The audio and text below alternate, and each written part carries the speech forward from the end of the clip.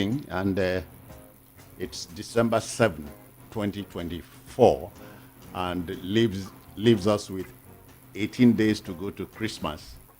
Uh, so you still have plenty of room to maneuver. Welcome, I'm Citizen Jones, and this is Voice of the People Radio. That's VOP FM 90.3 on the dial. Our first offering, as always, will be the newspaper headliners. The papers are in, so let's get to share the stories in them. But let me say, Cyril Abaku, who had always been my man Friday on a Saturday morning, has moved on, as they say. So he has left the fair here. But I have a stand-in as I speak. The one you know, the one, the only, Tochukwu Izukama. Tochukwu, I greet you. Good morning to you. Good morning, Mrs. Jones. Yeah. Thinking Christmas. I think it. But they say Hamatan, low budget Hamatan will they get. Yeah, but you can understand why. If you are approaching Lagos by air, you don't hardly see trees all around. Trees will absorb carbon dioxide and give off oxygen, so you won't feel it. Go to Jos. Yeah.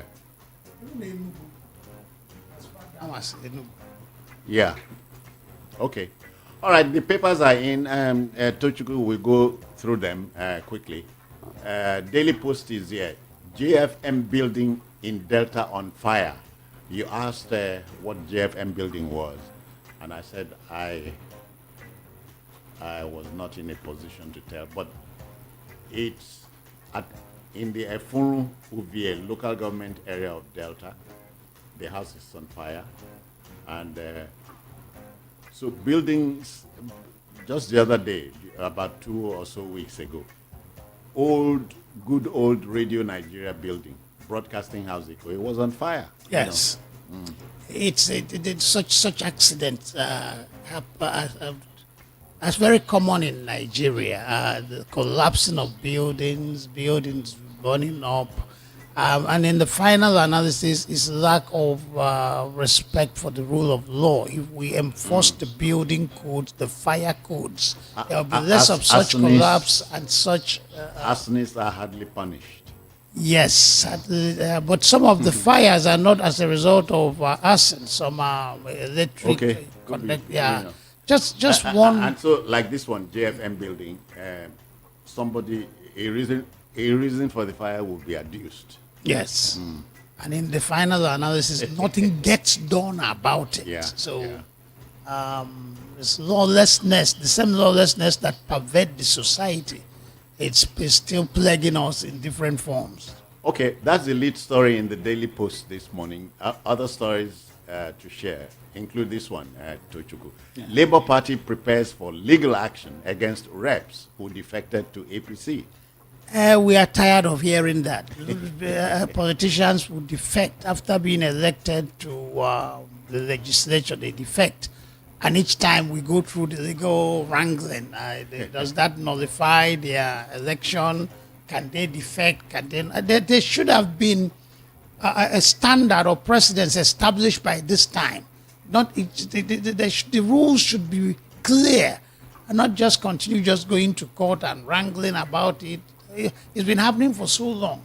And by now, there should have been defined approach to it. Okay. Hear this one. Farotimi defamed me because he lost land dispute case. That's from Are Afe Babalola. You are familiar with the story? What is going on? I don't want to get into the details as to who is right or who is wrong. But if it's defamation, you go to court. It's not a criminal offense. Well, the case is in court. It's more of a civil case. But why arrest him, throw him in jail? It's a civil case. It's not a criminal case. But Are Babalala has given reasons. As a senior lawyer, he knows what to do. But again, the guy in the center of it all, Farotimi, is also a lawyer. They are both lawyers. Sometimes you wonder if a lawyer does not consider legal implications of things before they go into them. Well, the matter has not been resolved, so it's his case versus his case. It's for the court to resolve it. But on the short run, I think there's been a streak of victimization in the way Farotimi is being handled. No. If I defame you, that's libel kind of issue. You take me to court. You don't arrest me. You don't keep me in jail and refuse to bail me. Don't forget, Farotimi is Lagos based. He's an activist based in Lagos, and he had to be taken to Ekiti. And before the police in Ekiti would come to Lagos to effect any arrest, they established contact with the police command. Definitely. here. So all those were done. So we leave the Legal technicalities.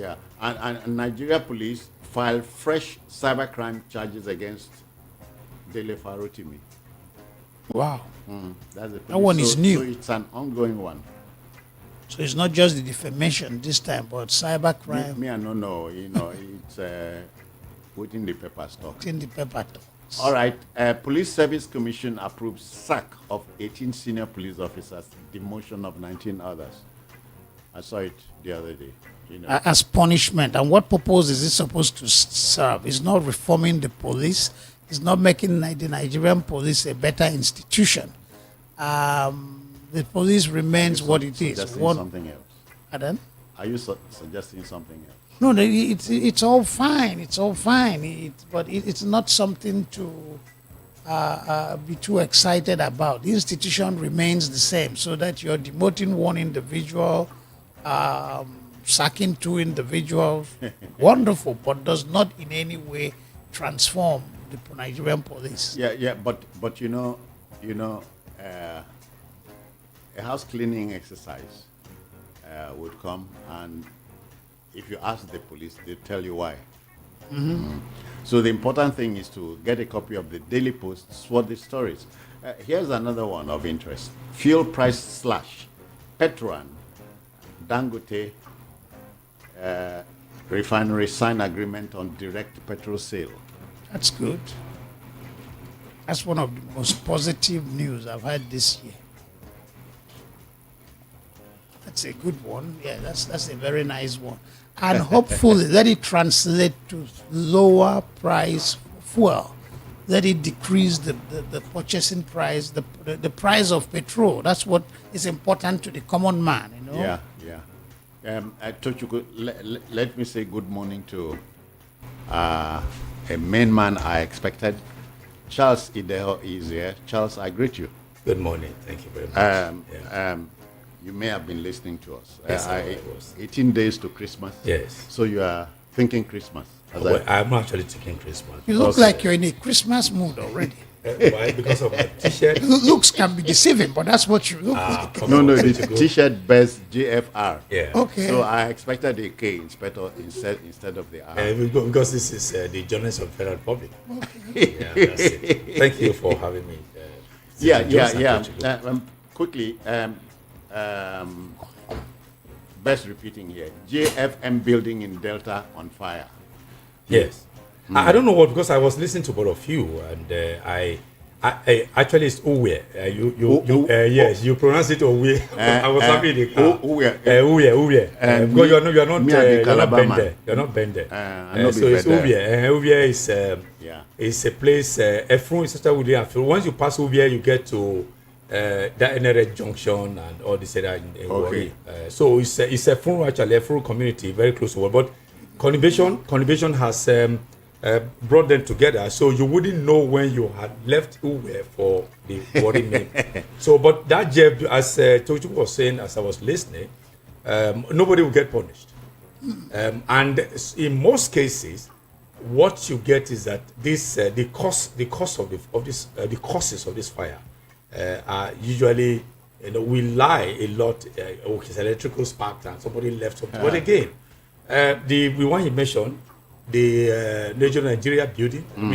I don't think, apart from someone who went there, was telling them that they should, have been more careful. That he expects that they will do what is necessary to ensure that everything possible is done to safeguard any occurrence. I feel personally enraged. Yes, because you have an emotional attachment and all to that building. That house has trained a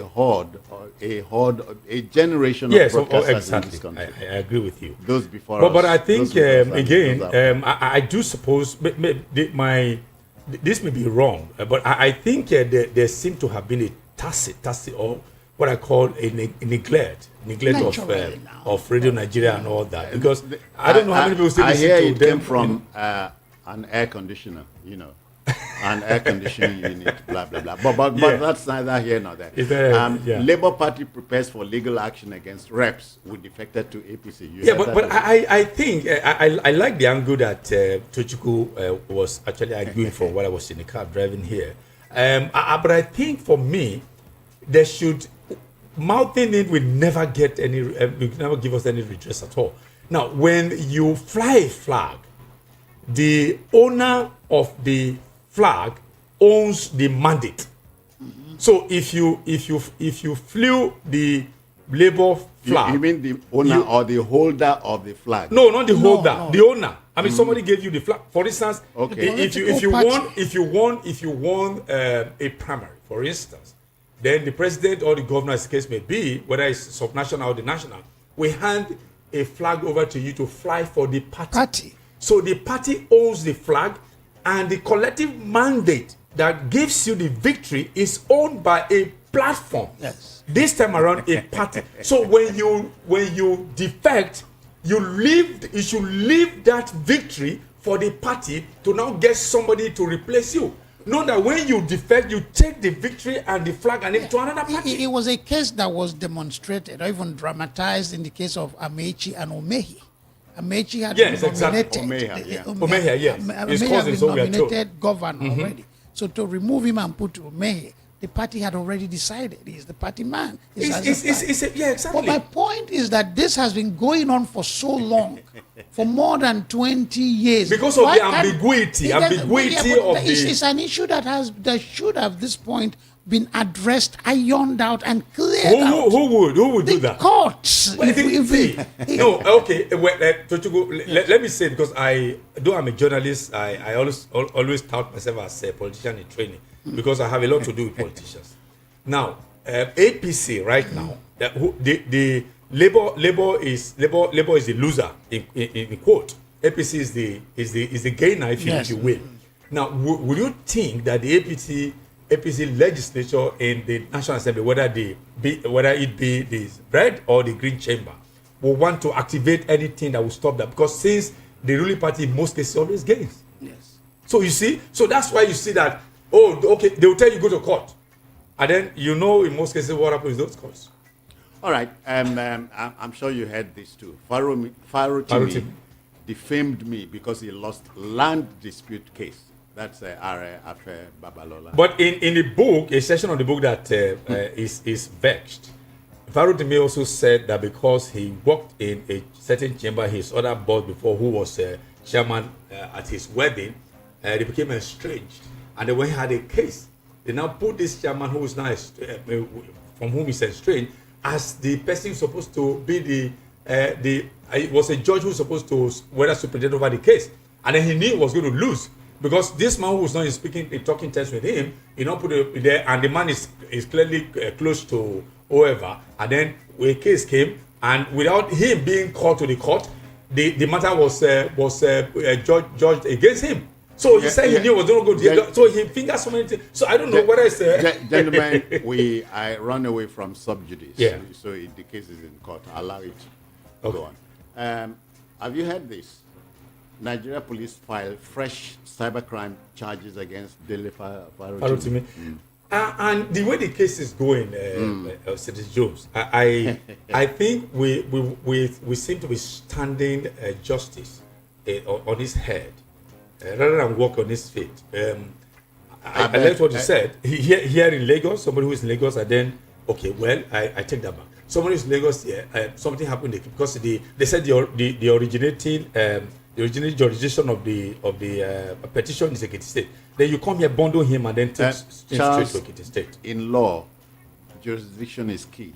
But if you committed a crime in Sokoto, ran to Lagos, if the police is coming for you, they will inform, the police will inform the police over there. Command. Mm-hmm. I know. So it's no, I'm not saying, and taking it to show, flash a warrant of arrest. Yes, I know. That warrant, it's very important. But what I'm saying is, why bundle him? I mean, this, as Tochu says, it's a civil case. Me, I know they there. Me, I'm against defamation. Also, okay, Sir Jones, we celebrated your 50th anniversary behind the microphone recently. I imagine somebody just coming to defame you. I mean, all the years you built this how many, about five decades and counting, somebody can rubbish. So I don't like it. But it is the modus operandi. Yeah, because is that that's libelous. And for libel, in his book 48 Laws of Power, Robert Greene, in law number 5, law number 5,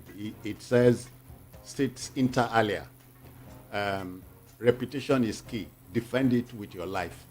So, who defends this now, Faro to me? Please, the case is in court. Include me out. Okay. Charles, at the point you came in, we were discussing fuel price slash. Petro and Dangote refinery sign agreement on direct petrol sale. Well, I'm beginning to like what's happening, because I actually was apprehensive when Dangote became the lone player, the manner of speaking. Because you know the vagaries of monopoly in any economy, because you could sit down and decide to say this. But now that we understand, even though it's still shrouded in controversy, that NPC has come into the fray, so I do expect that in the days to come, competition such as this should be able to, a gender price war that will benefit you, benefit me. Yes. So that's what I said. But the man on the street wants to hear that the pump price of petrol has come down drastically. No, come down drastically. Okay, how much is drastically? When we get to the bridge, we go.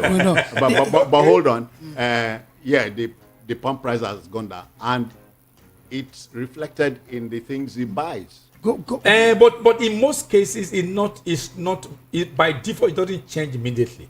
Because this is what I hate. I mean, I'm also into printing, Sir Jones.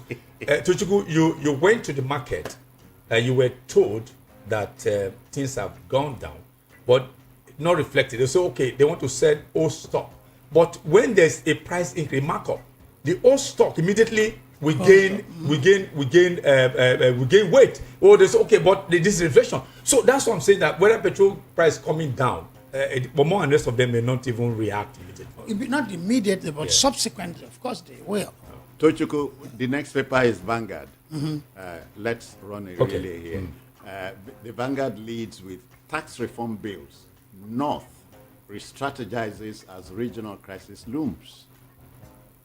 So who takes it first? I should go. No. Okay. The thrill of democracy is that disagreement, the going back and forth until we strike a delicate balance between contending extremes. So let the war on the tax reform continue until we can reach something reasonable. As long as the purveyors, those who are acting supposedly in our interest, are acting in the interest of the masses, not to serve some personal interest. The tax reform, let them sort it out. Yeah, the North is saying no, the East is saying yes, and the Southwest is saying yes. Let them resolve it. That's their job as a politician. But where I have a quarrel with all this is most of those people who are against it. Sorry, just gone 20 minutes past 7. Yes, obviously may not have read the letters of those reforms. Okay, because I have gone through some sessions of these reforms, and not because I'm a Southerner, but I think it's something we should look at and give it a try. And I also do not Please underline the phrase tax reform bills. Yeah, they are bill, and it's a reform. You are reforming what's already existing. Yeah. Okay? you don't reform what is non-existent. So if you say you are reforming someone, it means that the person exists. If you are reforming a law, the law already exists. Now, and another thing I think is unnecessary is this north-south divide. Oh, yeah. The bills, seek to address what the gains that states, the subnationals will gain, and then somebody is now saying 19 northern states are saying why. This thing, what Benue will gain is different from what Jigawa will gain. So why will you lump Jigawa, Benue, and all that together and say they should fight in the gentlemen? It is on record a governor up north. Make I not mention the name. No, but the name is in it's in public. Okay, governor of Borno State said something like, in these tax reform bills proposed by Mr. President, Lagos would gain to the exclusion of the Southwest. But that's not totally correct. When I went through it, no. Okay. But it is by states. Yeah. It's by state by state. So you may not be wrong when he said Lagos would gain at the expense of the Southwest. Well, again, sorry, Judge, again, I think for me, if the bill, particularly the VAT, is allowed to see the light of day, what will happen is that states that are lazy, in the manner of speaking, will now begin to wake up. Then there are things that are inherent, things that are latent within them they have not been able to bring out. Say they will now begin to be creative. But now you say you hate the product, but you love the proceeds. In about some of these drinks and all that. The VAT, when I buy something, the VAT goes to the headquarters. But that's what the bill wants to change. The base now, what the VAT bill wants to change is that don't tell me where the headquarters is, but look at the derivation. So if, for instance, your Abia state, no, you're Abia, right? I'm Anambra. Okay, Anambra. Your Anambra state, the consumption, the particular product is consumed in Anambra state and is produced in Lagos. Anambra state should be paid for the consumption, not because the headquarters is domiciled in Lagos. But as we speak, what rather subsists is you pay to the headquarters. That is why Lagos State. But they have not read the bill that to say that Jigawa that is consuming will pay, not Lagos. But do you know, apart from Lagos, Rivers State makes. Do you know Kano, sir? Do you know Kano? Somebody told me that Kano State generates a lot, of course, from alcohol. And I was saying, but Hisba will damage bottles of alcohol. Because it's not an everyday thing. The product is haram, but the process is halal. Okay. I beg. Eating your cake and having it. I beg, make we go to our other stories in the Vanguard. 753 mysterious duplexes. The corruption scandal that shocked Nigerians. Please go. It broke my heart. You see, I can understand it. Is it still broken? No, we'll pick it up after the show. I can understand it when people steal government money to be comfortable, especially after they leave office, to live a good life. But when people steal crazily, derangedly, then you start wondering what is their motivation? Is it just the thrill of stealing, or what's the purpose? So I don't know the kind of humanity that govern us, because is it that they are abnormal individuals, or there's something with power, the deranging effect of power, the hallucinating effect of power? Let me attempt a bit of preaching, gentlemen. I think King David said in one of his writings, God no let me dey too rich. So it was Solomon. Oh, Solomon. It was more of a philosopher than his father. I don't want to be too rich, I don't want to be too poor. No, I don't want to be too rich so that I don't misbehave. I don't also want to be too poor so that I don't have to be, doing certain things. How do you strike a balance? How do you strike a balance? When you're comfortable, for instance, okay, how do you define someone who's comfortable? If you are, for instance, I'm not mentioning any name. Yeah. If you are CBN governor, that position makes you comfortable. Yes, exactly. If you tame yourself. Yes, tame your. Now, as a CBN governor, for instance, the case I have against all this is that it is the lack, whether it's the lack of proper corporate governance in all these institutions. You put somebody there as maybe head of a commission or a council or head of CBN, it becomes larger than everybody. It's now the be all and end all. Now, the laws that are supposed to be activated to run the affairs of that organizations, they are set aside. It is the one man that is the head that commands everything, and that's exactly where we are. Tochukwu, Yes. Charles would remember the case of an accountant general. Yes, exactly. About 90, how many billions? 200 and something billions. Billion, yeah. But today, and the law, do you know what also encourages Tochukwu is that this plea bargain, I think it should be done away with. Because you steal 100 million, for instance, then you were asked to pay something. Then you put your hand behind your back, and then you gave 60 million, and then you were asked to go and say no more. After a plea bargain somewhere. Yes, that's what I'm saying. The thing is that the system is so corrupt, and the crime busters are the criminals. So who can also punish it who? seems. No, that's No, what no, it that's- is. that- that's so how I see it. who is punishing who? By the time you get into the ranks of the CBN governors, ministers, you're part of the system. You're all tied together. Your wives belong to the same association. Your children intermarry. Wear the same ashwebis to weddings. So you've been stealing government fund. The man that is being exposed has been stealing. But you lack the moral authority to punish him. But do you know why? Yeah. You know why? It's just the- Do you know why, Tochukwu? The rich never commit class suicide. Go and check it. The rich, they never commit class suicide. Once you get in there, I'm telling you, the rich, even in advanced area, apart from China and all that, if you go to Europe or America, the rich, they never commit class suicide. They find a way to always get out of it. So Tochukwu, you remember Karl Marx and Engels when they talked about the class struggle. Yes. It will continue. It will continue, yes. I mean, it's good. It will outlive us because we also met it. Okay, let's leave the mysterious duplexes alone. We go to Kano. Kano Emir's palace barricade. Kano government fingers, federal government condemns action. Well, I think for me, what is happening in Kano now is quite regrettable. It's a Game of Thrones. Yes, the Emir Sanusi, Lamido Sanusi appointed a district head for Bichi. You know, Bichi became an emirate under Ganduje. Yeah. Which He created 5 of them. Yes, when they were supposed to be sub-Kano. So Bichi now became like what you have in most Igbo land, autonomous communities. So, but he brought it back now to under Kano. So by his power, the emir now created or now appointed a district head to step over the affairs of. So it was when he wanted to take him there, officially to announce him, they said he couldn't leave his palace. And then people also say, no, because as we speak, there are 2.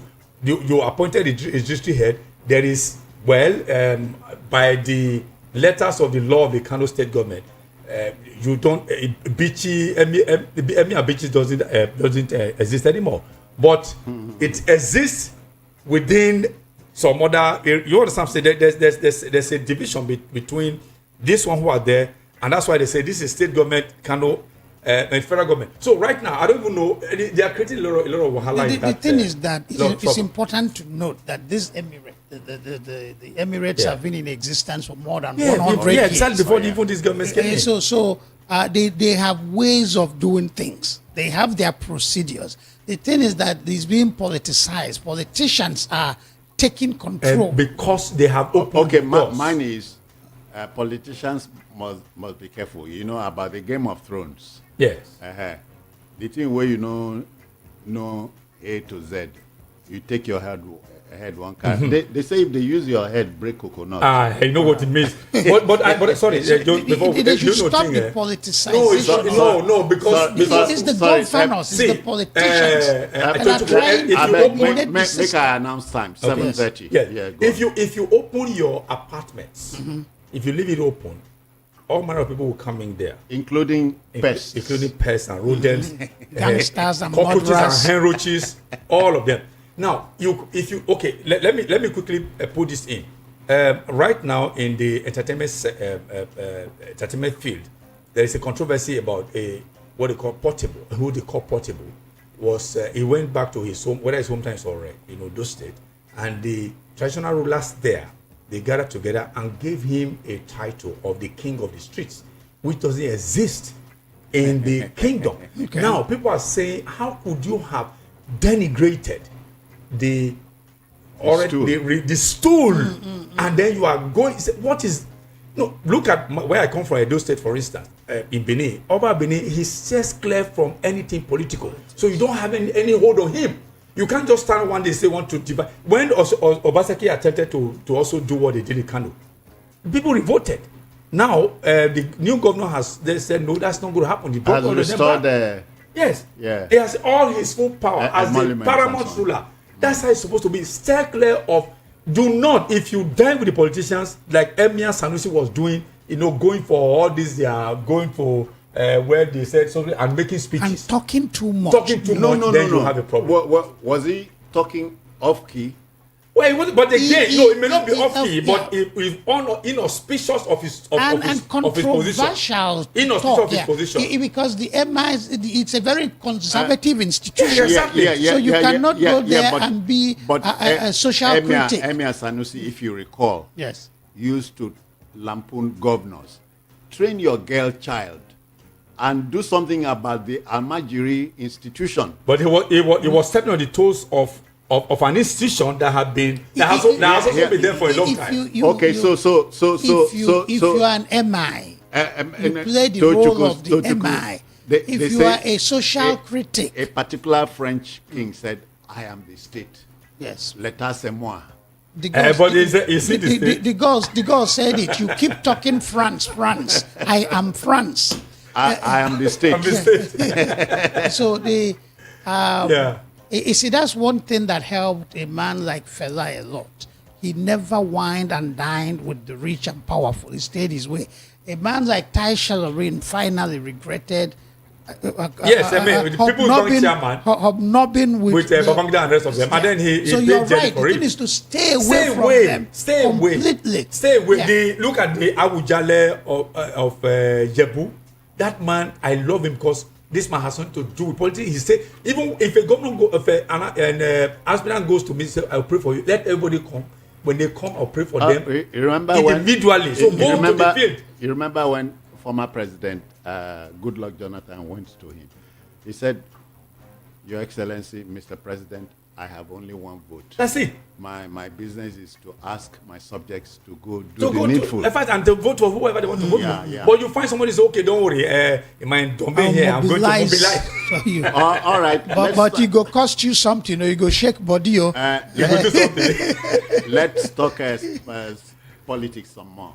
Governor Alia, PDP, engaged in war of words over governance.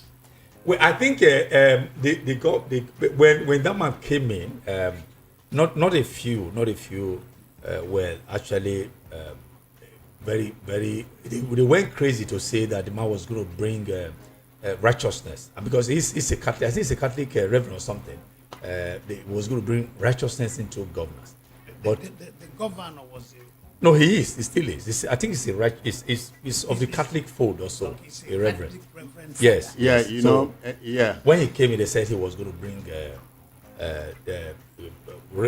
righteousness into government. But when he got in there, he can't do it alone.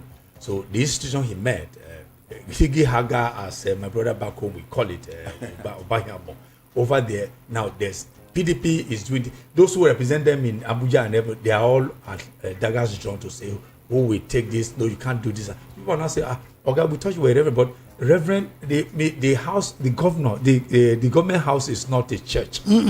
So, and it's politics and not a religious organization. So, if there are things that demand my attention, I must do it. So, those are the things. Now, he's here and the party, they are also fighting. Those are the things that actually in that. All right, yes. And another story in the Vanguard that catches my attention is this. NSCIA, you know what that means? National Supreme Council for Islamic Affairs. Calls for revocation of Oyedepo's private airstrip licensee. Raises security concerns. I agree with that because the arrogance of power, the display of wealth, the ostentatiousness of these church leaders boggles the mind. if you preach the gospel of Jesus Christ in line with the teachings of Jesus Christ, you can never be a multi-millionaire or a billionaire. Oyedepo is the richest pastor in the world. Ironically, arguably slow. No. He's richer than every other individual. That's the man of winners. Oyedepo is the man of in a country that is the capital of poverty in the world. So that something is not right with that equation. And you have 3 private jets, and you're also trying to build an airstrip for yourself. The Pope has no private jet. And some prime ministers, some kings have no private jet. So I think that we should curb such excesses. It has nothing to do with Christianity. It's all about personal ambition, personal ego. And why need an airstrip? Why must he have an airstrip? Well, so there might be concern. There might He explained number one evangelist of the world. Yeah, he says so, and he also talked about the distance between Otta, where he's domiciled, and the national, what's it called, the airport. Yes. And then he talked about the roads. It shouldn't be a private but it's not. I stay away from. Let Otta or Ogun State have an airstrip. But for one man to own an airstrip, yeah. I think I actually stay away from religious controversies. Why? The reason is simple, because people are honestly sentimental, but they have sentimental and emotional attachment to this man of God. So I'm telling you, as we're talking now, there are some of our listeners who are even angry. Let them be angry. I have to make my point. Right? I read the Bible. Yes, I am not a Muslim. Yes, if I'm a Muslim, say, what is he talking about? Christianity doesn't know. I read the Bible. I preach the gospel myself if I am invited to preach. But what I'm saying is that, but the authorities are saying, granting him a license to own an airstrip does not mean that he has to run it without any what do you call it, the authority aviation control. That there will still be aviation officials there who will ensure that everything is done. Of course, but he has to yield. He has to yield to the exact, because the law there's a law that also giving that license. But for me, I think it's unnecessary. All right, I beg, make I move to other people. The Nation is here. It leads with this. Naira rebounds as speculators dump dollar. You see, when they say that rebound, it kind of makes me feel good. But when you look at the figures, they say 0.0 whatever. It rebounds by 1% or 2%. So I don't pay attention to that rebound news anymore. Rebound, if Naira is $1 is 1,700. And it jumps down to 1,100. 799. You feel good. But when it's 1,000, it jumps down by 1%, 2%. What is rebound about it? So make it a rebound. I don't want to pay attention anymore. Tochukwu and Charles, they say memory is very unkind to an old man. Yes. This same Naira, that was a medium of exchange internationally, is now a whipping boy. Worthless. Worthless piece of because we call. Hear this. Do you know, I never knew we had as many as 400 textile factories across the country. Yes, we did. Lagos and Kano carrying the lions. Kaduna. Kaduna. But you see, the thing is that, Tochukwu, the rebound you are asking for will not happen except we have a change of nomenclature. Nomenclature in the means, for now, you see, there are two sides. Just like in accounting, you have the debit side, you have the credit side. So when your credit side is higher, you are doing well. But when the debit, for now, the two sides are production and consumption. So as long as we remain a consuming nation, we're not producing. So times they were in this country, just like what you said, you had PAN, Peugeot Automobile of Nigeria, where we were, Volkswagen, and then Leyland in Ibadan. Then for agricultural product, you had Ster in Bauchi. All this were producing. Then what they brought in. You had Dunlop, you had Michelin. No, that's how I'm going there. That they brought in all these things. You had Dunlop to produce the tires. You have Michelin. You had even Rodo, the brake pad. All of them were here. The ISO glass that was producing the windscreen, and then the leather were all found here. cannot turn it. But we dropped the ball. We dropped the ball and then started importing all this. How do you think your Naira will ever gain weight? Bad leadership. I beg. More stories. South African president under fire over Nigeria visa deal. Yes, it's what he, because recently we had is it bilateral or I can't recall economic meeting with the South African authorities, where he said, because he said what he did, Ramaphosa said what he did is to ensure we clear some of these hurdles. We are all Africans. In Europe, there are no borders, so and he feels that Nigerians, they have a lot to bring to South Africa, for in terms of entertainment, in terms of all that. All we need to do is to ensure we make the laws even more stringent to ensure that we curtail whatever criminalities. But Nigerians pouring into South Africa will benefit South African economy. Because, okay, look at MTN, for instance. Okay, all of them who are coming. That if they open it for 5 years, it will, South Africa will gain more. But the South Africa now say, no, if you now bring that, it will now ensure that the South Africans are not getting anything. So they are saying they should even, At the moment, apart from exporting religion to South Africa, what are we doing there? No, compared to what South Africa is doing here. No, we did have more. That's in the wisdom of Ramaphosa, that having Nigerians more there, the purchasing power of the Nigerian is always heavy anywhere. When you get, I'm telling you, so they want to capture that purchasing power. South Africa are producing, but those who are consuming, the Nigerians over there, it helps them. They say no. And then some of them who are xenophobic, who have xenophobic intentions, say no. They are not even threatening to even impeach the calling for his impeachment. Yeah, the Nigerians will bring in so much. Those days I used to go to Lisbon, and these ladies from Mozambique and Angola were in Lisbon. Once they know you're a Nigerian, they will shift base. Exactly, because Nigerians are big spenders. So people are paying. They will not pay. They will go to the South African clubs and they close down the whole thing. Serve everybody. I was listening to a lady on social media the other day say, who would have taught a Kenyan lady? Who would have taught us how to wash our hands with champagne if not for Nigerians? Who drinks Hennessy in Kenya if not for Nigerians? Nigerian men have conquered the whole Africa. That's what but we come with a lot of baggages. That's what moral standards. They want to do a lot. Our moral standards are too low. All right. I think the last paper to look at this morning will be The Sun. Fresh alarm over small businesses.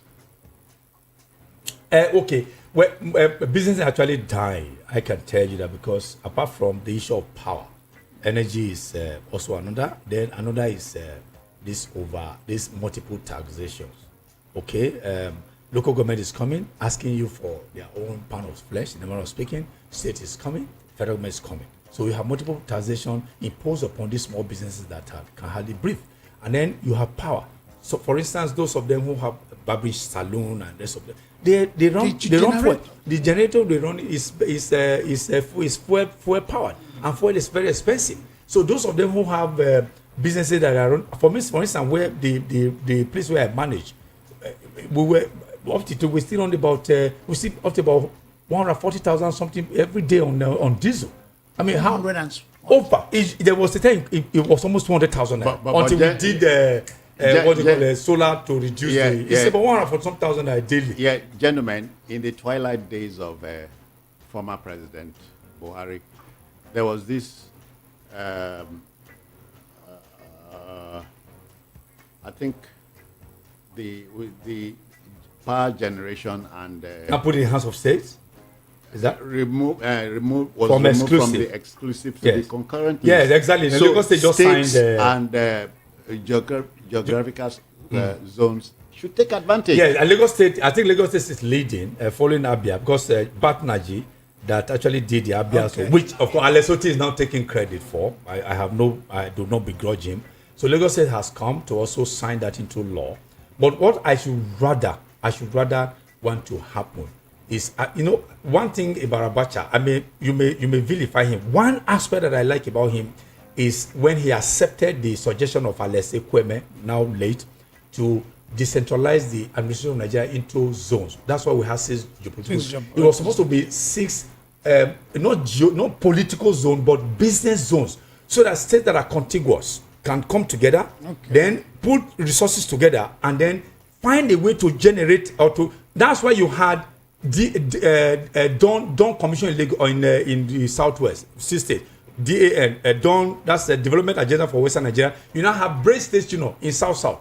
B for Bayelsa, R for Rivers, A for Akwa Ibom, C for Cross River, E for Edo, and D for Delta. So they were supposed to come together, put one or two together, and then connect those regions with rails and all that. That was so supposed to be. But it's now geopolitical. We are sharing. If your president from Southwest, it wasn't the original intention of our equipment. Who gave it to Abacha? Yes, for economic reasons.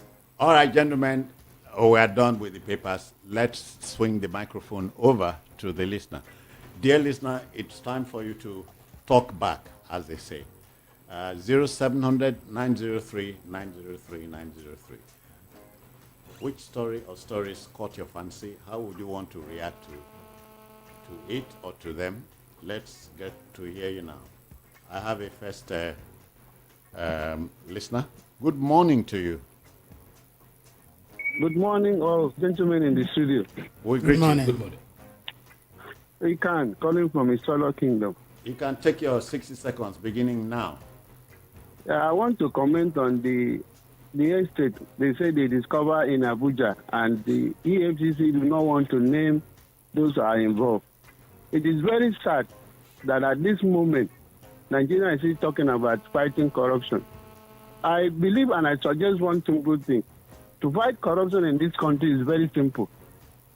Somebody that stole up to many millions of naira, and then they will allow such a person to continue working free, thinking that he should go to court. Why don't banish that very particular person, including the family? No member of any of his family should hold any post in this country. By simply doing that, anybody that is in public service will be able to take note and be mindful of whatever it is. John there, he knows what it means when they call somebody engineer. If you tell somebody engineer in Akwa Ibom, he knows the implication and he knows what it means. So please, they should do something that is speaking of thief. Thank you, Ikan. Thank you. 60 seconds up. In China, if you did anything wrong. Ikan, please hear this. That EFCC or whoever it is refusing to mention. I think you've been reading the papers. It's important. So I cannot make a comment about that. Hello, good morning to you. Good morning, Susan Jones. I greet you, sir. Thank you very much. Just like your name will be your name and where you are calling from. Okay, Patrick. Patrick is calling from Okota. All right, Patrick. Yes. I listened to analysts. My argument on this issue is that each time you call these people to the studio, after addressing all the newspaper, whatever, especially when it matters to national issues, they should give us a way forward on how to resolve some of these things. Like the first caller has said, how will we listen to someone who has stolen so much from the state, and then the analyst will not tell us we should recommend a punishment? Just like he has said, let our analysts in the studio tell us what should be done to these people who have given us this national embarrassment. Without meaning to interfere in your 60 seconds, let me say that we have laws. There are laws prescribing punishment for things like that. Please, it is not the place of analysts to come and begin. We don't talk just anyhow. I beg. Thank you. Analysts are not empowered to enforce any law. Ours is to give you the story behind the headlines. Give context to the story. Exactly. That's all. All right. I have another listener. Good morning to you.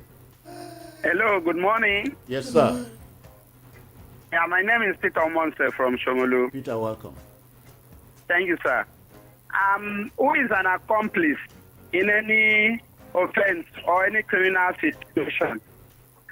Maybe by the time you want to help me define that, I think the little knowledge I know about an accomplice, somebody told me, if you are in a place of a crime and you see the crime and you refuse to report the crime, or you are part of the crime, you may not be the masterminder of that crime, but you are part of it anyway. I think you are an accomplice. Now, what brings about this? I want to believe that if a government comes in and you find out, like when Tinubu told us that Buhari handed over an empty treasury, and now we are having all the stealing of government money by government officials, all the looting, then the government refuses to punish those people to serve as a deterrent. Can't I refer to that government as an accomplice? That the two of them should suffer the same penalty? I'm asking a question, sir. Because all this thing, we are tired of it. Oman People will loot and 60 go away seconds and go are and up. enjoy it. Thank you. 60 Thank you. seconds. You are cannot. up. Yeah, you. 0700 903 903 903. How do you react to the story or stories we shared? Your perspectives are important. Take your 60 seconds. Good morning to you. Hello, citizen. Good morning. Yes, sir. And good morning, sir. Good morning. Gentlemen. This first one, Oyedekmo, it's an oil magnet. If you tell me your name, where you're calling from. My name is Nathan from neighbor. All right. Oyedekmo, it's an oil magnet. The time you have oil wells in Niger Delta. And by the way, concerning the lawmakers that defect, there has been a Supreme judgment in Akwa Ibom concerning the lawmakers. They were start. So, and also in the Cross River, the lawmakers that defected again, they were also start. Supreme Court judgment as a precedent to all this. So we're not looking for another judgment again. The issue now is that those people capitalize on the fact that there is crisis in Labour Party. So that is their own case. That is the flimsy excuse that there is crisis concerning the caretaker committee and the Tabure and the caretaker committee served by Lesoti and Peter Obi. So that is just a thing. Concerning the person that built 753 things in Abuja, I prefer them to build than to carry the money and convert it to dollars and run away from Nigeria. Let all of them come back to Nigeria and Thank you. 60 seconds up. Thank you. If you It's still stealing. It's still corruption. So whether you build or you're still a thief. There's something you stole to build. Exactly. So, but the one I want to they're quickly- all okay, deserving I wanted of to talk about punishment. that, Let me take the losing last seats. last Okay. but not the least call from the listener. Good morning, Citizen Joe. I greet you. Your Kangbelina from Mafuluk. Okay then. I don't understand I'm talking about the Saro Timi case. Where they have taken the man, they carried the man all the way to Ikiti or wherever to go and jail him there. They never jail him. They never jail him now. Please, where did He's you get in this jail. story He's from? in No, that's not prison. jail. No, Please, it's please. jail. He's in Please, detention. please, He's in please. detention. Okay. First. Then after that, as he's trying to prepare for his bail, the police now brought about 20 other this thing again to join. So I don't know. Is it the state that is fighting him now? Where was the police? You had the fight this thing. Now you want to prepare for bail. You bring another 10 or 20 counts again and put on top. I'm looking at it as if it's the state is fighting him indirectly through that. Oga, I cannot quarrel. Hold on, I cannot quarrel with your position. You are entitled to your comment, but you are not. Hold on. You are not entitled to your facts. Facts are very, very key in this business. Let's clear this, that when someone is in detention, is kept in abeyance. And by the way, the case is already before the judge. So they say, okay, and the next hearing is on the 22nd, if I'm not mistaken, of this month.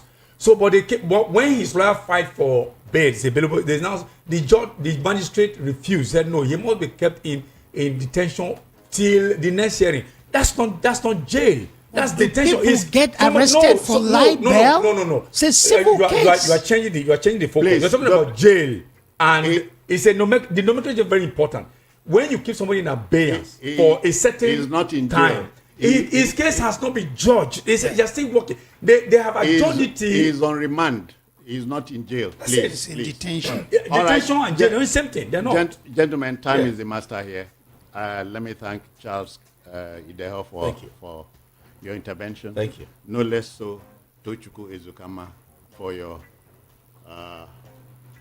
kindly intervention too. So next Saturday is the date. Keep it. Good morning one more time. Our next show is 5 minutes away. Stay.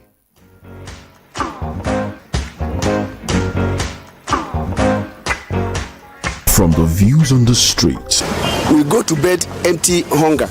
to the blaring horns of a hustling city, the loudest voices of the common man got a medium to be heard. This particular administration, they were coming unprepared. It's not a bad thing to renovate the president's lodge. Through top-notch programming, unbiased reportage of news, sports, business, entertainment, and cultural documentaries, Voice of the People 90.3 FM became a symbol for 21st century media. And now, a new baby is born. Voice of the People Television, VOP TV, youthful, full of vigor and pressure for excellence in the continent's media space, exposing the wrongs, applauding the rights, dissecting the news without fear or favor, through factual and accurate stories and contents, Corruption kills three things that makes a society. representing the interests of the people and giving them a voice. Voice of the People TV is here to stay towards building a fair society. VOP TV, Voice of the People Television, truly a voice for the people. Emiloko, it's my turn. It's my turn to chop. So the man that is there has windfall mentality. Government money is my money. I'll enjoy it, spend it like I want to. It does not matter. There's no more accountability. Even we develop this remorselessness, consciencelessness as we handle state money. We don't care. So all these figures tell the same story. There is financial dishonesty, there is financial recklessness, there is just thievery, corruption, and the system is crumbling and nobody cares. Makes you feel like poking. Yes. Vomiting. Yeah, crying, weeping. Thank you very much, Sisi Jones and Tochukwu. Is there anybody that is going to, anybody with his or her head properly screwed in the right place that will say you are speaking nonsense? I mean, I know people can come and say you are speaking nonsense, but not exactly. The truth of some of the things we learned from our kindergarten days, that you cut your coat according to your cloth. If you don't have a cloth, you cannot be putting on a babariga or agbada. Let me expand that logic. Cut your coat according to your cloth. So if you were a man-sized fellow, like Idi Amin Dada, people way big. Yes. So you are not taking your size into account. No, you don't have to take your size into account. Excuse me, you don't have to take your size into account. Okay. You can go in shorts. You are not naked. Wear pants like fella. And that tells you responsibility accounting. I mean, coming to my field. Physical responsibility. We talked about that on a macro level. And then even at the household level, you don't take things. There's a Yoruba saying that you don't eat with four fingers. I mean, with 10 fingers. You don't eat like a crab with two hands. You must always keep something for the rainy day. Or the day that it's not going to rain, I mean, like the kind of sun that we have now, at least you have something to cover you. So that said, umbrellically, under an umbrella.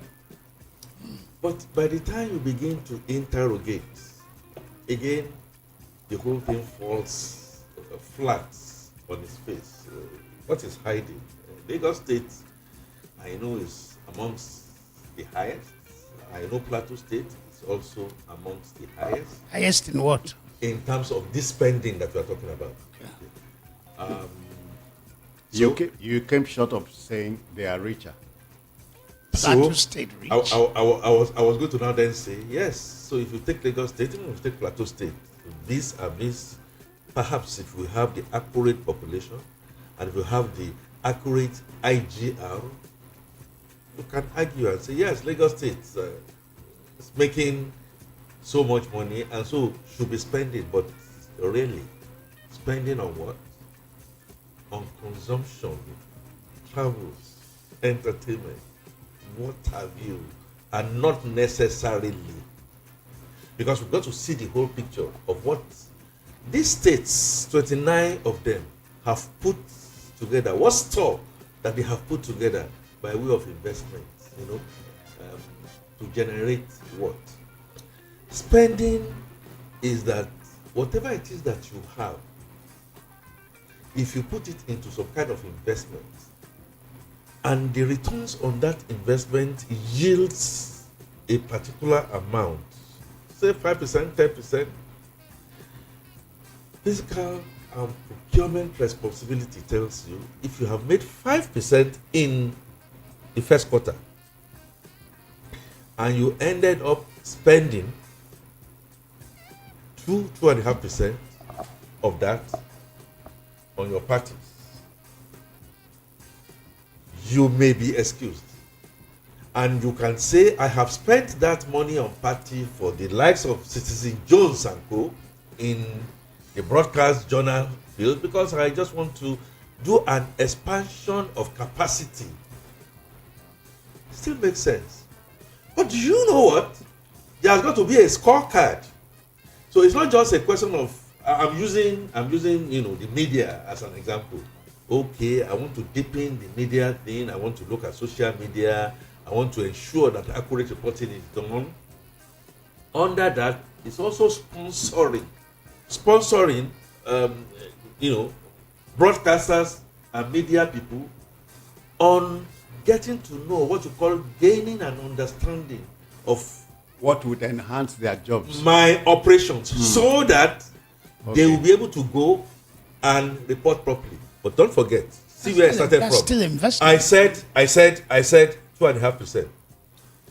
But if by what I want to do for Citizen Jones's tribe and tribesmen in that profession is 6%, 6% of what I had generated, it meant 5% of the yield that has come, I'm going to have to borrow or 1%. Take another thing. Even if the scorecard of Citizen Jones is such that they are now going to be by far better, you understand the word? It's gone beyond my expectations. I have taken my egg before they are hatched. That would be crass irresponsibility. I have decided to just use this as that example. However, if looking at Citizen Jones's tribe, I have decided to take Citizen Jones's wife and his children and all that, and we have gone cruising all around because Citizen Jones says that is where he can get his mojo back. That is where he can get his inspiration back. Will you consider that as being responsible? Or Citizen Jones now says, as far as I'm concerned, in this my tribe, as far as I know, unless if there are younger folks there that want to get married, and I must find a way to encourage them by sponsoring their wedding and going on carousel. Would that have been? That really spells exactly what has happened. Tochukwu, when you are irresponsible, I know we need to be very careful. Irresponsibility at all levels, but we are now looking at nationals now, is so wide that you begin to ask yourself, show me the scorecard. Why did you have to spend this? And you know one of the other things that you are going to find at Tochukwu in the example that I've given. So maybe the information department, okay, ministry, that's what you call it, okay, should be the interface. You are going to see people on social media or on education doing exactly the same thing. So I will do, you will go and repeat, thereby bringing crass inefficiency. Finally, there is something you mentioned I think that goes and cuts across.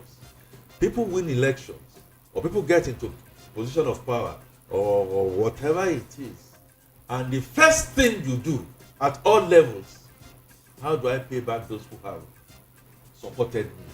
Prebendalism. That is the time you now remember that your mother has been staying in the village for so long, and your mother needs to come and do a Thanksgiving for you here. Real irresponsibility. And then you know what? With all these trillions that you are talking about, go check.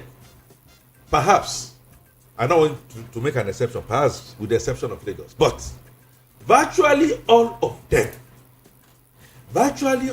them have found it extremely difficult, groaning, even though they have promised they are not going to be able to pay minimum wage.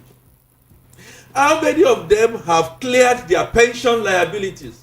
People who have worked, don't come and tell me that it was not during my turn. During my time. How many of them have done that in a manner of say, okay, you want welfare, Abi? You want consumption. These people, how have you tried to clear the outstanding? What you see is the outstanding debt stock. St. Jones will mention the debt stock. You now add your own. You do not see so much returns on this, apart from taking tea and what have you, in the private sector. In the private sector, let me tell you something. Even newspapers, it's been rationalized such that it should not be all departments should get all the newspapers. We can have a central pool, and the central pool, during your break time or whatever, you can go and have a look at. Read whatever you want. We have a central pool that we call pool cars. You schedule. So if Tochukwu says his priority is to go out first thing on Monday, we wait against my own priority that will not resume my visits outside till 10, and then we can do a mid-ground. Tochukwu, you want to go out at 8. I'm supposed to go out at 10. Why don't you go out at 9, and then we can get a bus for all of us to go and do all those responsibilities. We have spending problems in Nigeria, maybe the black race generally, but in Nigeria, we do not have the sense of shame to recognize. And Tochukwu, you know what? If these officers, if they are going to put their hands in their pockets, you will see how they will rationalize. But if it is government, government and all that, it's most unfortunate, and I am happy, Citizen Jones, as part of your responsibility in the media, that you media people are bringing this to fore. It does not necessarily mean that even within its media too, we are doing the right thing, but that we should continue to flag this in the face of those who are ruling us instead of leading. Thank you, Fachonke. Gentlemen, my concern here is all the time, Tochukwu. Yes. Okay. All the time, focus is on the central government, federal government. We forget the state governments, which are units. Like the other time, they talk about autonomy to local governments became an issue, and many governors would not have it, and so on. So that's my worry here. We don't seem to hold governors accountable in my country. Let me add this one too. The federal government does not have land anywhere. Every land in the country is vested in state governments. Yes. So food insecurity is a major discussion in my country. And I'm not expecting Nigerians to go buy from a federal government farm.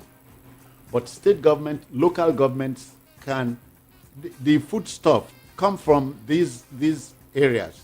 Yes. There's over-centralization of power at the center, but at the same time, the governors have a lot of powers too, and can do so much to contribute to the welfare of the average Nigerian. But it's just the way things are. I was in the bus one day from Enugu going to Oka with a lady. It was about 11 a.m. and the lady told me she's a civil servant going to work, that she lives at Enugu and works at Hawk. I said, madam, you're running late now. Office is open at 8 and it's 11 o'clock. You're still on your way. Say, I'm tired of this civil service job. I work in the Department of Finance. And these big guys, these politicians, these commissioners will just be asking for money they can't explain for. You ask why, they would explain, but they want you to give them the money. So they give them the money, you chop. I said, well, was this happening in the previous administration? He said, yes. I said, was it happening under P2B? He said, no, it wasn't happening under P2B. P2B is a decent man. He didn't allow that, and so on and so forth. So it goes back to leadership. It goes back to who is at the helm. It goes back to the mindset of the person there. And as long as these governors, the commissioners, and the politicians have this windfall mindset, it's my turn, make I chop, it will remain a serious problem. Okonjo-Iweala in his book wrote, he said that he had gone to Goodluck Jonathan and told him that let's keep the excess crude money. Yeah. Sovereign wealth fund. Yes, let's keep it. Let's not share it among the state governors. Let's hold on to it for a rainy day. And the governors were at that meeting that day. Even P2B later said that the woman knelt down and was crying. Okonjo in his book said, I told the president. P2B once said the woman knelt down and was crying before the president and the governors. Let's not share this money. Let's keep it for a rainy day. The governor said, it is raining already. I called the names of those who led that move. I said, it's raining already, share it. We're not, which kind of rainy day are you talking about? Today. Which rain won't fall past this? Yes, so you could argue that. So they want to share the money. Constitutionally, they hid under these nebulous constitutional provisions that money that you get should naturally be shared, and what have you. Therefore, tells you. That is the handout, the monthly handout. We do not have a working, viable and progressive constitution. Let's put that aside.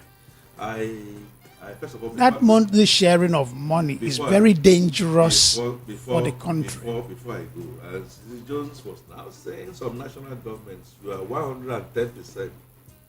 I didn't say 100%. I said 110%. Correct. And so you begin to wonder if there is supposed to be any good that can come from any form of reform that you propose, prima facie is going to be captured by big men and tough men so that development does not get to the grassroots. I still believe there are elements of the local government autonomy reforms that are very good, but human beings have come into it and then did what they did. And the Peter Obi situation, I am very much aware. In fact, I also was in Anambra. This was long before Peter Obi came to platform. And national platform. Yes. And, he said it. My people wants to do this here and there. That is macromanaging. However, that macromanaging helped him. After he left, the worms and the cankerworms came in. Therefore, means that we do not have a system. We do not have structures that will continually ensure that we are prudent and we are frugal. Therefore, does mean that I'm afraid. Bottom line, as we accountants say, the balance sheet that I see is that we do not have a viable democracy. We cannot continue like this, and as we are continuing like this, we are going to get into what we describe as bankruptcy. All right, gentlemen, the listener must take his time from us now. 26 minutes past 8 in the city of Lagos, and on the Voice of the People FM 90.3 on the dial.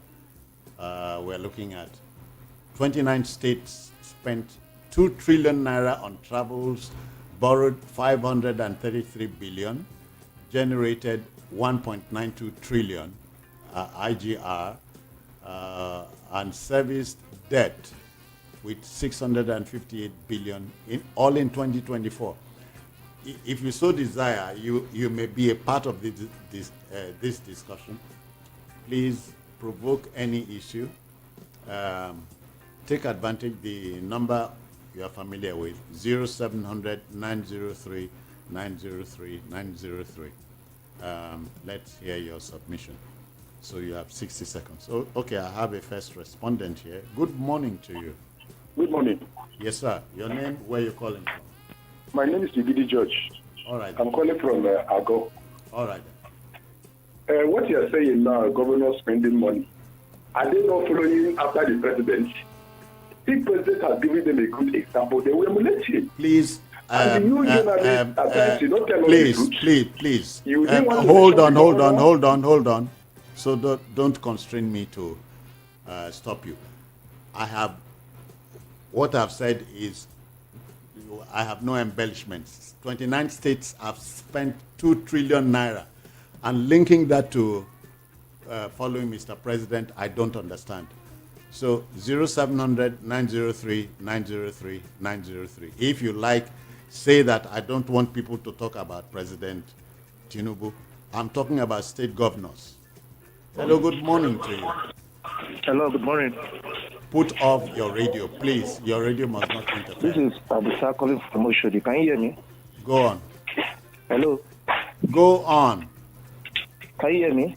Yes. Okay. You see, I'm very sorry to say this, but reasoning like this, your last caller that say, is it not the president? These are the problems. These are people that cause problem in this country. Because we've shifted away from focusing on this state. I called this your guy, Judy, during the week. I complained about the Jegun area, where there is a road that the state government is currently constructing from Ijegun down to Ijagemo to link to Yainoba. I walked through that road, and I can tell you that road is within this preview of between Ojo and then Alimosho, by extension, Ikotu LCD and then Iba LCD. I can tell you categorically, I can hardly find one single local government road that was constructed there. And that is the problem we have in this country. We focus too much on the center. And the governor are okay with it. That is why you will see this governor. They will never support the regional government because they know that when power go back to the states, the people will fight against them. They are comfortable that people are shouting about the federal. Thank you. 60 seconds out. Thank you. 60 seconds. Yeah. So the line is free. Let's get talking. The corruption is across board. I mean, whether it's at the local government level, state government level, and federal government, corruption is just too much. The thing is, you talked about institutions. We lack institutions, and individuals cannot substitute for institutions. But it's individuals that temporarily shape the system, and institutions are built by individuals. So we should start, first of all, by electing responsible, disciplined, and honest leaders, which will not happen without INEC. Tochukwu, in that regard, would you hold the elector or the political party responsible for fielding candidates who should not be there? You can field any candidate, but it's for the electorate to make their choice.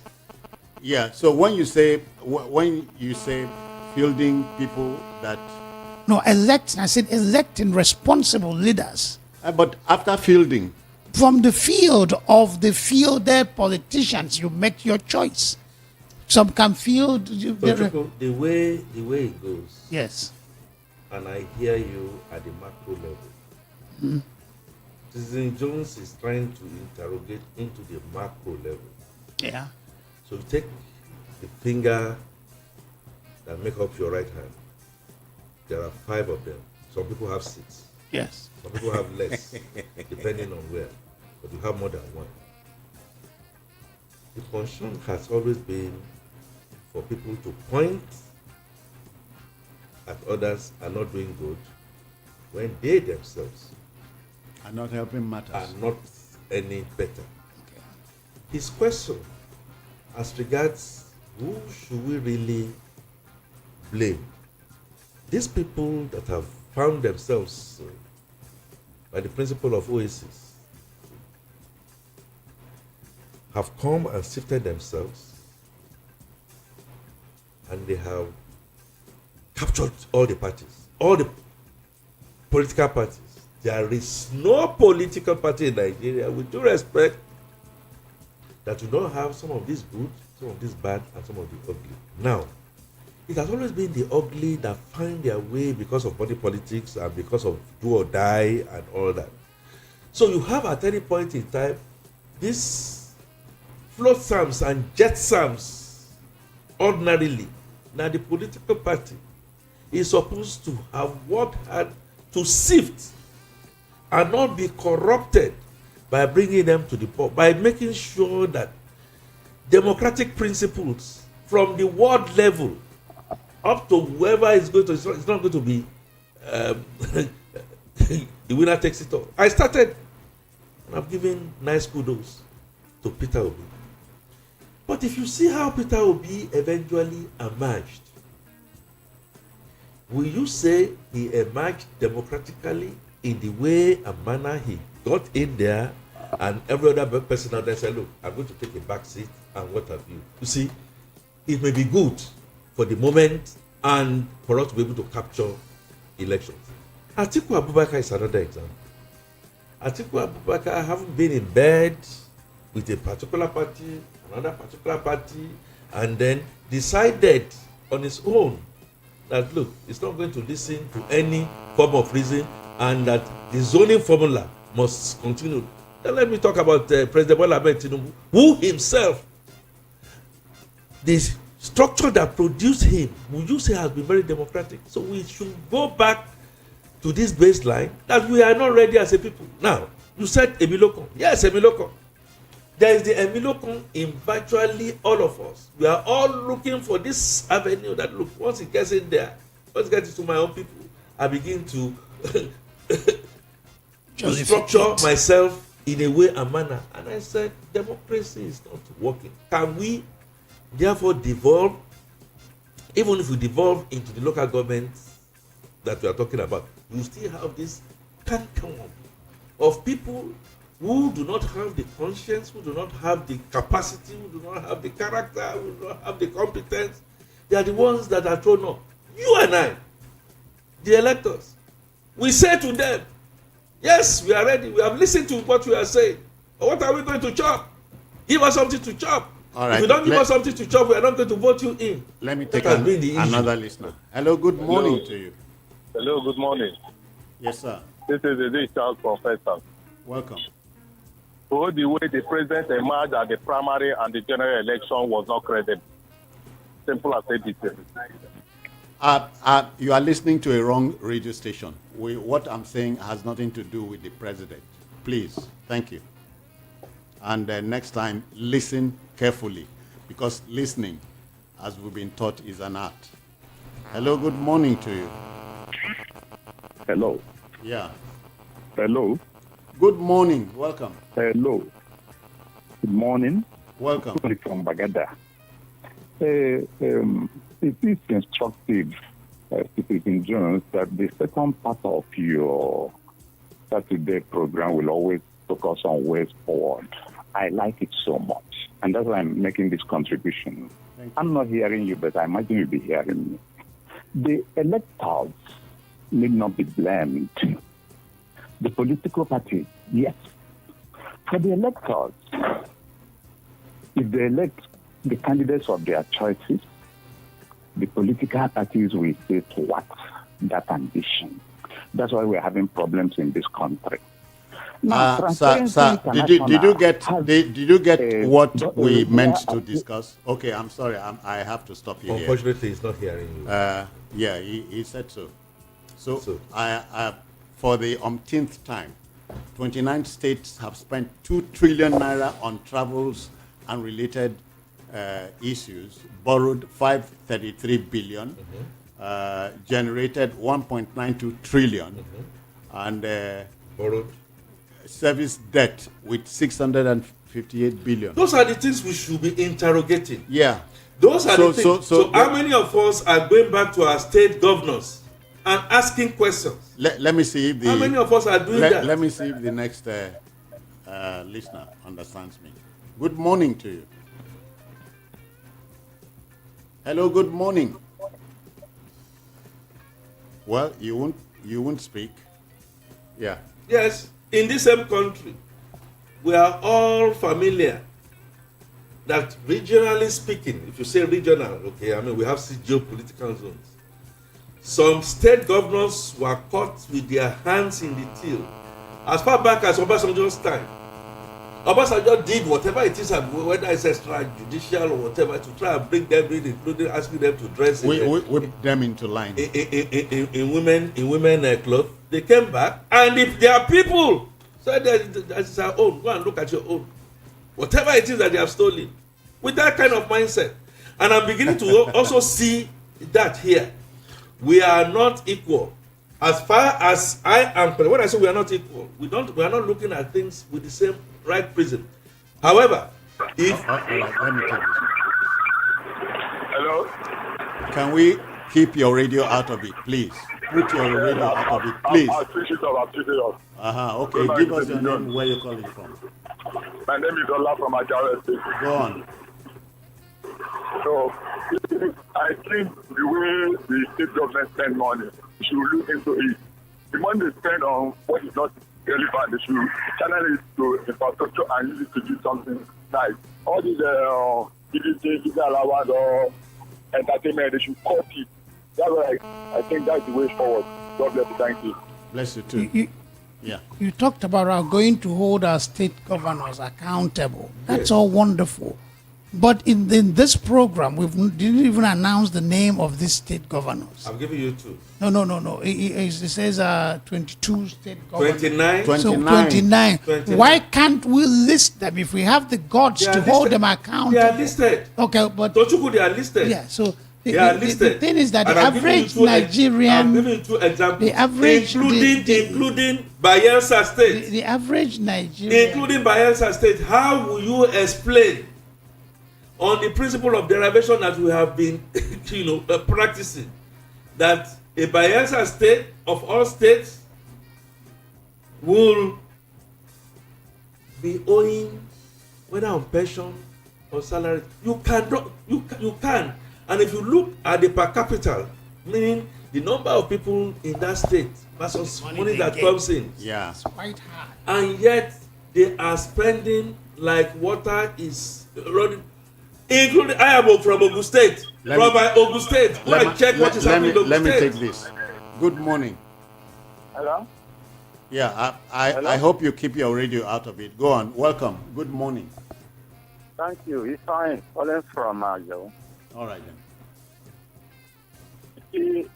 I believe that what makes the governors and the local government chairmen to be reckless with our money is because there is no constitutional check and balance against them that is actually working. There are owners of their House of Assembly members. There are the owners of the local government chairman. There are the owners of the civil servants. So who would check the governor? But I'm suggesting that if there should be a kind of financial monitoring commission that will be enshrined in Constitution to monitor the spending style of these governors and their local governments, I think that should have been better. Every state have its own. And it will be constitutional. That is what I can talk for now. Thank you. Thank you. Tuchuku begs the question: Who bails the cat? Who should bail the cat? Even Peter Obi, in all his glory, and we have to say this, with his prudence. Go and ask Peter Obi. I asked him, and he came out and told the world. He didn't come smiling like diamond. He was impeached, and the powers that be that did not want that to happen were nearly going to ask him not to come, but for the judiciary. Tuchuku remembers because. But for the judiciary. So the point I am making, Balarabe Musa did not survive it. No. Oh, he couldn't have survived. And if you want to be straight in a rough jacket, they will tell you, if they don't take you off the ground, we as a people need total reformation and reorientation. Let me take another call. Oh, okay. the line is still open. 0700 903 903 903. Hello, good morning to you. Hello, sir. Yeah, welcome. Good morning, Citizen Jones. I greet you, sir. My name is Lambert Okala. I'm calling from Ebile. Go on. Thank you for a very good job. But we are talking about the state government. Yes, I want to say that you people are our journalists that used to talk about the federal government. I want to beg you, I want to ask you to also use the strength to focus on the state government. It is not the masses. They don't have the power. They don't have what it takes to monitor anybody. The journalists who follow the federal government is as well follow the state government to give account of their stewardship. No other person is going to do that.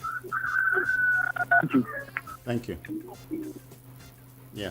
Yeah, the system needs reform. But who does this reform? Because the man on the street cannot reform anything. The man on the street does not think. The man on the street follows. Tochuko, but the wisdom comes. We are giving a wisecrack in this regard by the 16th president of the U.S., Abraham Lincoln. The ballot is stronger than the bullet. Yes, all those are wonderful sayings. All those are very theoretical too. The pen is mightier than the sword. But the sword has cut up down a lot of men with pen. Then the pen could not do anything in their defense. So democracy is wonderful, and there's no textbook democracy anywhere in the world. Every country is handling it in its own way. They say it's like a marriage. Every marriage is either happy or unhappy in its peculiar way. Every marriage is distinct. I actually want to thank the last caller. I want to thank the last caller to say, well, of course, it has to be the media that has to lead from the front. You are making the point. But I would rather say I will expand it to citizenry. Citizen Jones is my friend, otherwise he will not invite me to come and talk here. But Citizen Jones is sitting down at great cost, extremely great cost at his age, to drive all the way to come and make this presentation. Many of us are sitting at our home. Many of us are not facing some of the things that the journalists are facing. We know that journalists who are trying to apply their trade in the ways and manners that needed to be done have suffered so much indignity. It's still the same media that we shouted. We sit in the comfort of our homes. An example, for instance, apart from what we are talking about, is the fact that the media now comes and says, look, there's a policy that is out there. We citizens should find our way around to making sure we support it. Just one example will be the tax reforms that we are talking about. We are going to point at the media. You should tell us, you should educate us. Are we going to say the media has not educated us all enough? We all sit down at the bank of the river, believing somebody should come and help us catch fish. The responsibility is on us. When you have all our representatives as states, governments, stop let us continue to do grand cadede. Ask their questions. They have told me, for instance, that if I am earning 50,000 naira, 100,000 naira, I should not pay tax. Is that true, Mr. Governor, Mr. Local Government? If that is true, then why are you people balking? But who do you expect to ask this question? The average Nigerian citizen? Of course, The average Nigerian citizen lives in fear. He's afraid of his landlord. He's afraid of his pastor. He's afraid of a lawyer, a police. Nelson Mandela said something. Yes. He said, let our choices reflect our hope, not our fears. If we continue to say we fear, we're not saying we fear. We fear.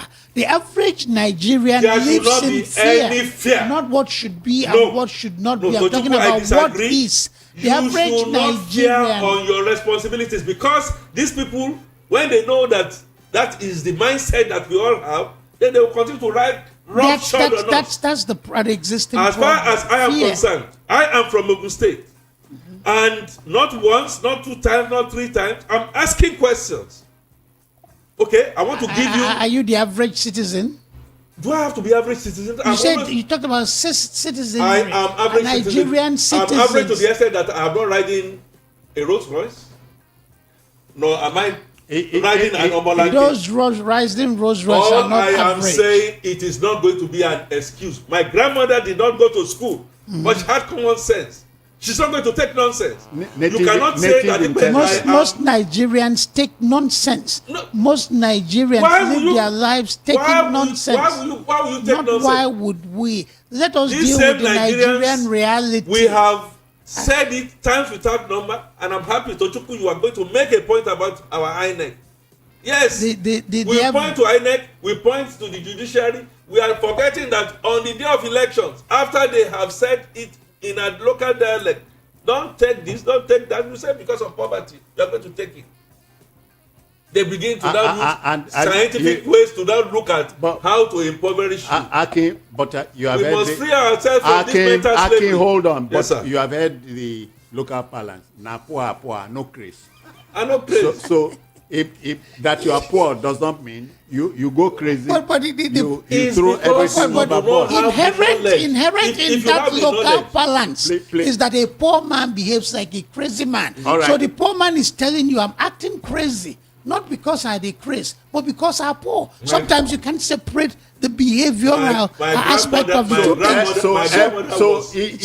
Hold on. If every poor man, and if you like, woman, boy or girl, goes crazy, you go see space. Jones. Then we'll be looking for more sanatoriums. So let me look at the last but not the least caller. The listener is here. Good morning to you. Hello, are you there? You are not quite ready. As much as I agree with you that, we are hands and legs down, I have seen people who are hands and legs down and say, hey, wait a minute, you listen to me. Fella said that because of this fear, they will slap you, they will malign you, and then because of this fear, you will now continue to be perpetually down. Fella say he go be slave for him land to make ends meet. That is life of the average Nigerian. Hold on. One die, I know one quench, mama dey for house. So it's the fear that rules the life of the average and I'm Nigerian. saying, gentlemen, let me emphasize let's take our this. destiny in our hands. Let me emphasize this for the last time today. Man's greatest enemy is fear, and it is man-made. Yes. You have everything within you to banish fear. We do, but most of us cannot. So as we wind up the show, is there any such thing as a Nigerian type democracy? There is. Every country has its own type of democracy. No, democracy is one. No, they say universal theory, universal principle of democracy. But it has to be adapted to individual countries. One underpinning requirement for a successful democracy across the world is respect for rule of law. Yes. And we have laws in this country, but do we allow them? So it has defined our kind of democracy. Democracy without rule of law. Respect for rule of law, 1, 2. There should also be what you call fear of God and a sense of shame. We said the major parties were parties that have dipped their hands, they are bad, and we now have a new party, the Labour Party. I read lately that the guy that was riding bicycle has now defected from being Labour Party to the Okada man. Yes. Gentlemen, hold what on. Does that tell you? Gentlemen, the new kid on the block is the Labour Party. One expects that in a 21st century world where the emphasis is on knowledge economy, you expect Labour Party to be free of the vestiges of Nigerian type democracy you are talking about. But we are not learning. Now the chairman of the Labour Party is a lawyer, but he has his hands messed But the Labour Party is populated by Nigerians. They're not populated by... You were not listening to me. But it's the same people that populate other parties that populate the Nigerian exactly what Labour we're saying. So they have similar problems. For the purpose of knowledge of our listeners, each time we take your minute and close now. When we talk about things generally, I am not aware that anybody is not pointing negative finger at the center. Yes, we are. But having said that, the center is also made of parts and whole. And each time you now then want to talk about some of these parts that are whole, people will continue to look at the center. Something is fundamentally wrong with our democracy. And your question, is there anything like Nigerian type of democracy? We don't even have a democracy. We are greedy. We are self-centered. We have different tribes. We have different trunks. And when one of our own, Yoruba man, is in the center now, in relative terms, I'm not saying all, you see some quiet in there. When Buhari was there, from the north, we knew how the whole place was decimated. Did you hear fem from that part of the country? When Jonathan came, and the Southeast said that this is our own, did you hear fem? It tells you that, look, we are all a bunch of pretenders. As much as we can, we must restructure this country and restructure our mind. Can I stop you there 1 minute? The thing is that the masses cannot do anything for themselves except they are directed strategically. That is, unless they are led. By who? The problem in Nigeria is lack of leaders. We see example, Mandela, who was a leader, was a lawyer. Martin Luther King Jr., who had PhD in theology. They were not the poor masses. That middle class where you get the leaders of revolutionaries or reformers in Nigeria, they are all co-opted or so consumed with personal survival that they don't have the time to look into leading the people. Poverty is a problem then? Poverty is a factor. Of the mind. Greed is a factor. There are a number of factors plaguing us. But the Nigerian press is not effective either, because the press, the TV stations, the radio stations, the publishing houses are owned by rich businessmen who are a part of the problem. I must stop you here. 1 minute. Gentlemen, our time is up. Time is a master on programs here. So let me thank Tochukwu Ezukama for your time. Yeah. Akin Fadunke, many thanks too. Always a pleasure, Susan Jones. Tochukwu, nice to see you again. Thank you for listening to us. Let us thank the listener for his patience and understanding. Okay, folks, I'm out of here. Bye-bye now. Take care of yourself. Don't forget, 18 days to Christmas. So the room is still there to maneuver. Bye-bye now.